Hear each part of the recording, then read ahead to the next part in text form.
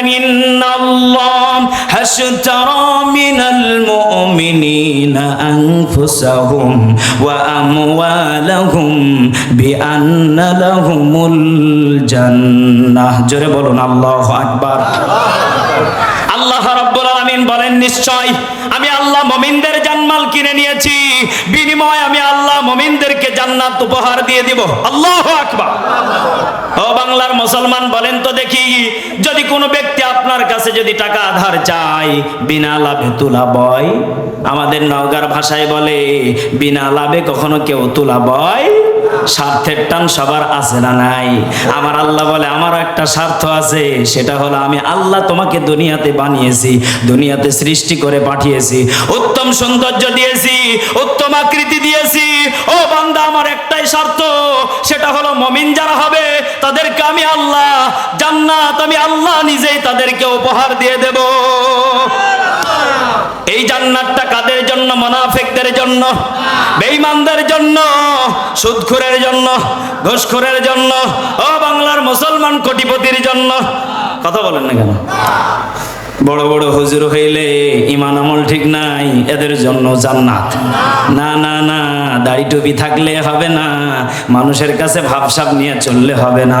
ও বাংলার মুসলমান, তোমার ঈমান যখন আল্লাহর জন্য জানমাল যখন কোরবানি করে দিবে, আল্লাহ বলে বান্দা সেটা যদি রিক্সা চালক হয়, সেটা যদি ভ্যান চালক হয়, সেটা যদি মাঠের কৃষক হয়, আমি জানিয়ে দিলাম সঙ্গে সঙ্গে ওই বান্দার জন্য আমি আল্লাহ জান্নাত বরাদ্দ করে দিয়েছি। জোরে বলেন সুবহানাল্লাহ। কলিজার টুকরা বাবাজিরা, মনে হয় আপনাদের কষ্ট হচ্ছে? আর কয়েক মিনিট চলবে? লিল্লাহি তাকবীর। কলিজার টুকরা বাবাজিরা, তাহলে জীবনভর আমরা শুধুই গুনাহ করলাম। গুনাহ মাপ চাওয়ার জন্য, ক্ষমা করার জন্য আছেন তিনি কে? বান্দা চাইবে মাফ করে দিবেন কে? সূরা তাওবার ভিতরে আল্লাহ রাব্বুল আলামিন জানিয়ে দিলেন, ইয়া আইয়ুহাল্লাযীনা আমানু তুবু ইলাল্লাহি তাওবাতান নাসুহা। জোরে বলুন আল্লাহু আকবার। আল্লাহ রাব্বুল আলামিন জানিয়ে দিলেন, হে ঈমানদার গণেরা, তুবু তাওবা করে ফেলো ইলাল্লাহি আমি আল্লাহর কাছে তাওবাতান নাসুহা। কেমন তওবা? বান্দা যেই তওবার একবার করবে, দ্বিতীয়বার ওই তওবার করবে। বলেন বলেন। ও বাংলার মুসলমান, জেনা করেন, এরপরে বলেন আল্লাহ আর যাব না, কারণ মজা নাই। যতক্ষণ শান্তি ততক্ষণই তৃপ্তি, পরে আর মজা নাই। এরপরে মনে মনে চায় আমার বই ভালো। কথা কোন ঠিক কিনা? ও বাংলার মুসলমান, আবার পরবর্তীতে একই কাজ করলেন। এটার নাম তুবু ইলাল্লাহি তাওবাতান নাসুহা নয়, এটার নাম হলো মুনাফিকি তাওবা। কথা বলেন ঠিক কিনা? কারণ মুনাফিকেরা জুব্বারও বেশ ধরতে পারে, টুপিও ধরতে পারে। ও বাংলার মুসলমান, গতকালকের আগের দিন রংপুরে গিয়েছিলাম মাহফিলে। দুইজন ব্যক্তি, সম্মানী ব্যক্তি, আমার ঘরে ঢুকলো দেখা করার জন্য। সত্য ইমানদারি কথা, আল্লাহি একটাও মিথ্যা বলতেছি না। সুন্দর করে মাস্ক লাগানো আছে, টুপি মাথায় দিয়ে আছে, পাঞ্জাবি পরে আছে। মনে মনে চিন্তা করলাম আল্লাহ হয়তো কোনো হুজুর মানুষ হবে। ঘরে ঢোকার পরে সব কিছু সিস্টেম উল্টা পাল্টা। গোপন তথ্যটি তাকে বলে দেব। গোপন তথ্য কি বলবো? বলেন। হয়তো না বললে আপনারা বুঝতে পারবেন না। আমাদের দেশে কত নামধারী মানুষ আছে দেখেন। সকালে কেমন, বিকালে কেমন, রাতে কেমন, তাদের বেশগুলো শুধু শুনে রাখেন। সর্বপ্রথম আমার সাথে পরিচয় হওয়ার পরে নাম্বার 1 মুখের মাস্কটা খুললো। খোলার পরে দেখি ওরে বাপরে বাপ, জিন্দা ওলি। এমন করে শেভ করা করেছে। আমি মনে মনে চিন্তা করলাম আল্লাহ, মাস্ক লাগিয়েছে কেন? তো মহিলা মানুষের কারবার এটা। যেমন আমার ভাই নাই তো কি হয়েছে, আর টাটকা তাজা হয়ে গেছে। কথা কর না কেন? কি ভাই ঠিক কিনা? নাই তো নাই। এমন করে মাস্ক লাগাইছে, ওরা জিন্দা ওলি রে, ওরা শয়তান। এ তো মহিলাদের কাজ এগুলা। মুখ ঢাকবে, তারা জান্নাতের পথ খুঁজে নেবে। কথা কোন ঠিক কিনা? পাপ করেছি যখন, পাপের ফল আমাকেই পেতে হবে, মাস্ক দিয়ে কাম হবে না। কথা বলেন, কথা বলেন ঠিক কিনা? মনে মনে চিন্তা করলাম আল্লাহ, মাস্ক খুলেছে বাঁচলাম, আর যেন না কিছু খোলে। একটু পরে দেখি এটাও খুলে ফেলছে। কথা বুঝেন না? কোনটা? টুপি। মনে মনে চিন্তা করলাম আল্লাহ, না জানি আর কি খুলে। কথা কন না কেন? টুপিটা খুইলা সুন্দর করে ভাঁজ করে পকেটে ঢুকা দিল। মনে মনে চিন্তা করতেছি, আল্লাহ এলে কি মুসাফির, আল্লাহ কোন বিপদে আজকে পড়লাম। একটু পরে আমাকে বলতেছে, হুজুর আপনি কিছু মনে করবেন না, আমি আপনাদের দলেরই লোক, কিন্তু আমার কালচারটা হলো ভিন্ন। দলের মানে? বলে হুজুর আমি মুসলমান। ওরে শয়তান, বলে মুসলমান আপনার দলের লোক? আমি মনে করছি দল টল আবার কি, আমরা তো কোরআনের দল করি, সবাই আমরা মানুষ। কথা বলেন ঠিক কি না? আমারে বলে হুজুর আমরা একই দলের লোক। আমি বললাম কি দল করেন? কয় হুজুর আমি মুসলমান। আপনি যদি মুসলমান হন আপনার পরিচয় কোথায়? কয় হুজুর একটু আগে যেইগুলো ছিল এইগুলোই পরিচয়। এখন মনে মনে চিন্তা করলাম মাথা গরম হয়ে গেছে, একটু ঠান্ডা করা দরকার আছে। মুখের ভিতরে গরম ধরে গেছে মাস্ক লাগানোর কারণে, যার কারণে বাতাস খাওয়ার জন্য খুললাম। আমি বললাম ভাই আমরা সুন্নতি দাড়ি রেখেছি, এটার ওজন কিন্তু 5-10 কেজি নয়, এটার ওজন এত পরিমাণ বেশি যেটা মুমিনরাই বুঝতে পারে। জবান খুলে বলেন ঠিক কিনা? ও বাংলার মুসলমান, দাড়ির ওজন মনে হয় 50 কেজি। কথা কন না একেবারে? ভাই কষ্ট পাচ্ছেন নাকি? কষ্ট পাবেন না ভাই। আমার ভাইরা দাড়ির ওজন 50 কেজি নয়। ও বাংলার মুসলমান, নবীর সুন্নাত যারা রাখবে তাদেরকে আল্লাহ সম্মানী করে দেবে, সন্দেহ? ও বাংলার মুসলমান, এটা আমার নবী শিখিয়েছেন ঠিক কিনা? আমার নবীজি বলেন আমার যারা উম্মত বলে দাবি করবে তাদের ভিতরে আমি নবীর সুন্নাত থাকবে। যেমন আমার ভাইয়ের মাথায় আছে টুপি, যেমন আমাদের মুখে আছে দাড়ি। কথা কোন ঠিক কিনা? ও বাংলার মুসলমান, তাহলে আমাদের জীবনভর শুধু গুনাহ ভুল সংশোধন করার জন্য আল্লাহ বলে দিলেন তুবু, তাওবা করে ফেলো ইলাল্লাহি তাওবাতান নাসুহা। ও বাংলার মুসলমান, যারা এখনো দাড়িতে খুর ঠাকাও, যারা আল্লাহর নবীর সুন্নাত মানো না, আমি আজকে মেজবা 2টা হাত জোড় করে বলে দিয়ে গেলাম, ও মা বোন পর্দা যারা করো না, আমি তোমাদের কাছে হাত 2টা জোড় করে গেলাম, যদি পারো নবীর যদি উম্মত বলে দাবি করো, নবীর সুন্নাত অনুযায়ী চললে আমাদেরকে উত্তম সৌন্দর্য দান করে দিবেন তিনি কে? আরো জোরে বলেন তিনি কে? এরপরে আল্লাহ রাব্বুল আলামিন জানিয়ে দিলেন ওয়াইন্নী লাগাফফারুল লিমান তাবা ওয়া আমানা ওয়া আমিলা সালিহান সুম্মা ইহতাদা। জোরে বলুন আল্লাহু আকবার। আমাদের দেশের কিছু মানুষ আছেন, দেখেন আয়াতের সাথে মিলে যাবে। আল্লাহ রাব্বুল আলামিন জানিয়ে দিলেন তওবা করার পরে দেখো কি করা লাগবে। ওয়াইন্নী নিশ্চয় লাগাফফারুল লিমান তাবা, আমি আল্লাহর কাছে তওবা করলে শুধু হবে। আল্লাহর কাছে তওবা করলাম, আস্তাগফিরুল্লাহ আস্তাগফিরুল্লাহ। ধরেন একটা সুন্দরী মহিলা হেঁটে যাচ্ছে, পোশাক ঠিক নেই, আপনি দেখে তাকে একটু পরে পড়তেছেন আস্তাগফিরুল্লাহ আস্তাগফিরুল্লাহ, এর মানে কি মাফ হয়ে গেল? এই কথা বলেন না কেন? আপনি একটু আগে মজা নিলেন আর এখন বলতেছেন আস্তাগফিরুল্লাহ, মাফ খালি এত সহজ? আল্লাহ বলে ওয়াইন্নী লাগাফফারুল লিমান তাবা, নিশ্চয় আমি আল্লাহর কাছে তোমরা তওবা করেছো, আমি বুঝতে পেরেছি। এরপরে আল্লাহ বলতেছে সুম্মা ইহতাদা। মুফাসসিরিন ইকরাম এখানে আছেন, অনেক উলামা ইকরাম আছেন, এখানে সঙ্গে সঙ্গে কিতাবের ভিতরে এসেছে শুধু তওবা করলে হবে না, ওই পথের উপরে রাস্তার উপরে টিকে থাকা লাগবে। আল্লাহু আকবার বলেন। ওই রাস্তার উপরে কি করে থাকা লাগবে বলেন তো দেখি? সুম্মা ইহতাদা। বান্দা তওবা করলে হবে না, টিকে থাকার দরকার আছে না নেই? ও বাংলার মুসলমান, খলিফাতুল মুসলিমিন হযরত ওমর রাদিয়াল্লাহু তাআলা আনহু একদিন তাদের সৈন্যবাহিনীদেরকে নিয়ে রাস্তা দিয়ে হেঁটে যাচ্ছেন। হযরত ওমরের সৈন্যবাহিনীরা ডাক দিয়ে বলতেছে, না ওমর খলিফাতুল মুসলিমিন, কোরআনুল কারীমের ভিতরে কি এমন আশ্চর্য আয়াত আছে একটু কি বলবেন? এবার খলিফাতুল মুসলিমিন হযরত ওমর বললেন, এমন আশ্চর্য আয়াত আল্লাহ রাব্বুল আলামিন কোরআনুল কারীমের আয়াত নাজিল করে জানিয়ে দিলেন, এমন আশ্চর্যমূলক আয়াত যেটা মুমিনদের জন্য বড় টেনশন আয়াত। আল্লাহু আকবার বলেন। কি এমন আয়াত বলা জানা দরকার আছে না নেই? আছে আছে।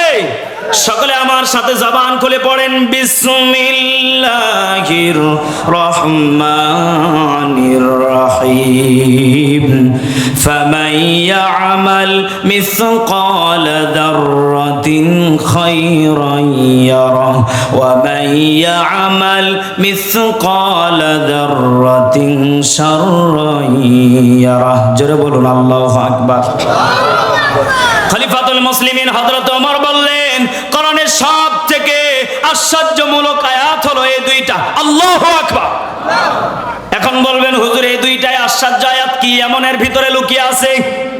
আল্লাহ রাব্বুল আলামিন জানিয়ে দিলেন, বান্দা সারা জীবন ভর শুধু নেকি করলে, সারা জীবন ভর শুধু গুনাহ করলে, বান্দা জেনে রেখে দাও, শুনে রেখে দাও, কিয়ামতের মাঠে যখন মিজানের পাল্লায় যখন তোমার নেকিগুলো মাপা হবে, যখন তোমার নেকিগুলো যখন ডান পাবে উঠা হবে, যখন তোমার গুনাহগুলি যখন বাম দিকে উঠানো হবে, বলেন তো দেখি ও বাংলার মুসলমান, যখন যখন মাপা হয় দেখবেন একটু বেশি ওজন ওই দিকে চলে গেলে এই দিকে 100 গ্রামের বাটখারা দিয়া মিল তাল করে। কথা কোন ঠিক কিনা? আমার ভাষা কি বুঝতে দেন আপনারা? দেখবেন এইদিকে 100 গ্রামের যদি বাটখারা লাগে, 100 গ্রামের বাটখারা বলেন না কি বলেন? বাটখারা, হ্যাঁ পয়রান কেজি, যেটা ছোট এটাকে কি কন? পয়রান। ও খুলনার মুসলমান, এই 100 গ্রামের পয়রান দিয়ে দেয় 200 গ্রাম হলে 200 গ্রাম দেয়, এরপরে হিসাব মিলিয়ে দেয়। কথা বলেন ঠিক কিনা? আমার আল্লাহ রাব্বুল আলামিন জানিয়ে দিলেন, ও বান্দা ফামাইয়ামাল মিসকালা যাররাতিন খায়রান ইয়ারা ওয়া মাইয়ামাল মিসকালা যাররাতিন শাররান ইয়ারা। এক যাররা পরিমাণ যদি নেকি করো, এক যাররা পরিমাণ নেকির পাল্লা ভারী হয়ে যাবে।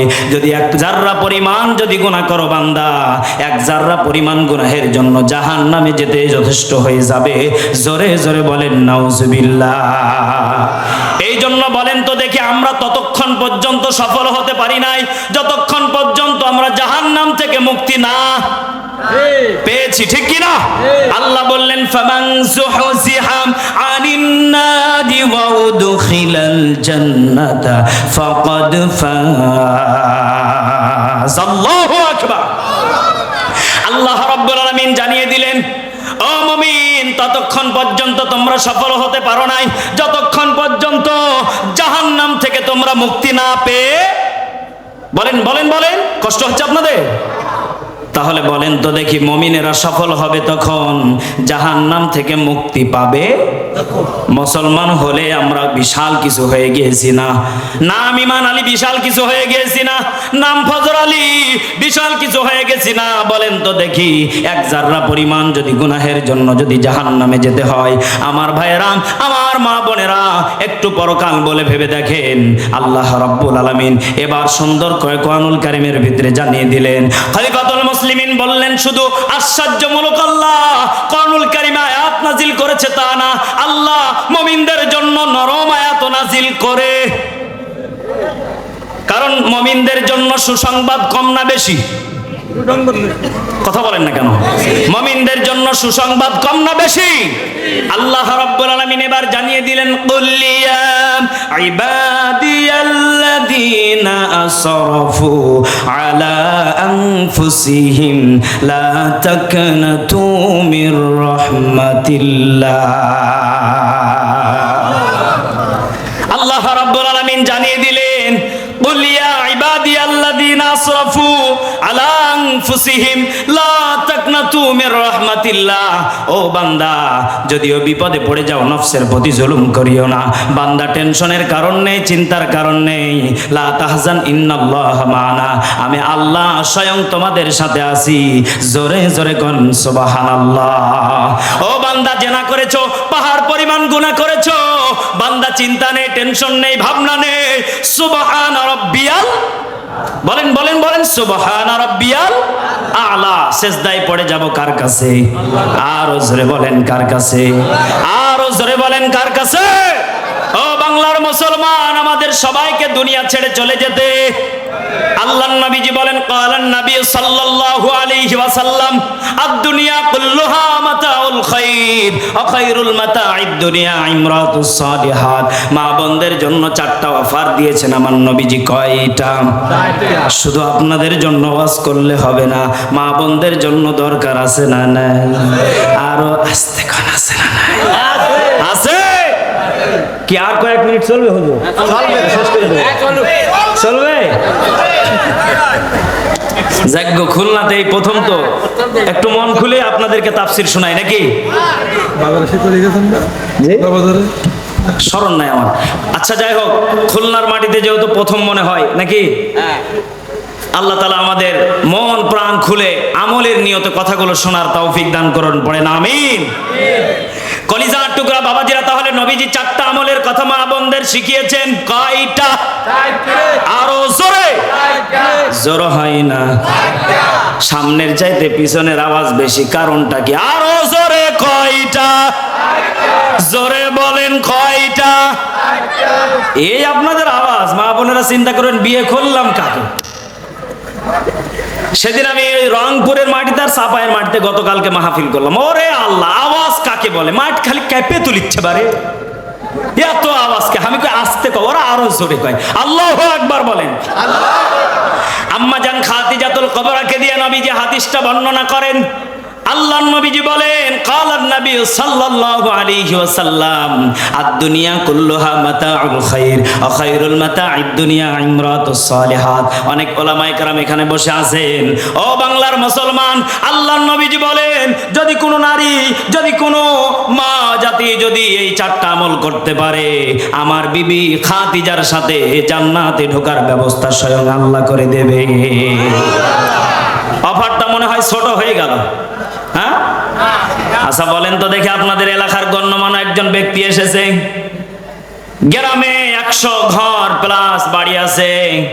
বলেন তো দেখি, আপনার বাড়িতে গিয়ে যদি আপনার সম্মানী ব্যক্তিটা ওঠে, আপনার চাইতে পৃথিবীর আর কেউ খুশি হতে পারে? বলেন বলেন। সবাই আপনার বাড়ির দিকে তাকিয়ে থাকবে, কি গো এর কি হলো? ওর বাড়িতে মেহমান গেল, আমাদের বাড়িতে আসলো না। এত বড় একজন সম্মানী ব্যক্তি, সাধারণ একজন এমপি যদি একজন গরিব মানুষের বাড়িতে যায়, সব মানুষ হাঁ করে তাকিয়ে থাকবে।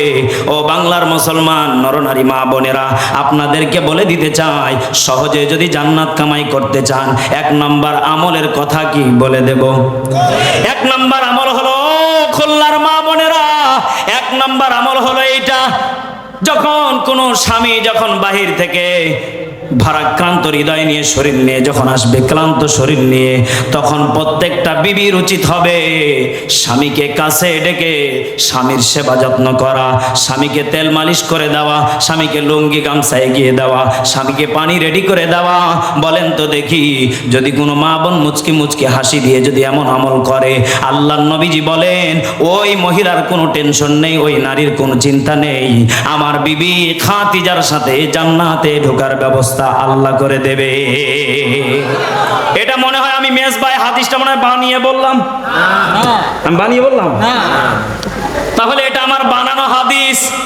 ও খুলনার মা বোনেরা, যারা আমাকে দেখতেছেন শুনতেছেন, আজকে থেকে আমলটা শুরু করে দেন।